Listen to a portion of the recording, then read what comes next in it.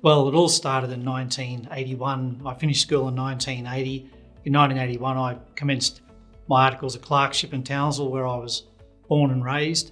That continued through until 1986. I was studying through QIT, as it was then known, through correspondence.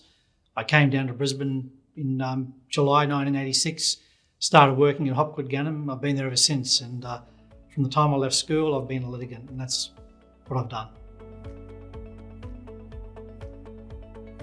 What I do as part of litigation, it's extremely varied. That's the great thing about litigation. That's what I love about it.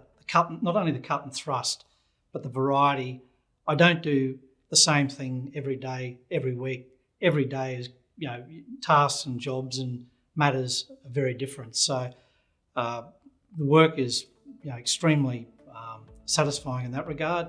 Not doing the same thing twice in any one day.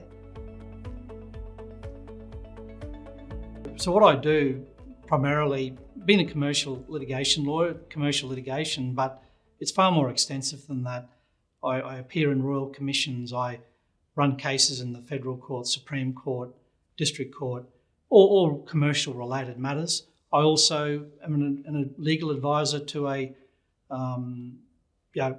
church in relation to disciplinary matters. So the variety that we deal with is extensive, and that really assists in not only making myself a better lawyer, but more rounded, able to deal with all situations that arise.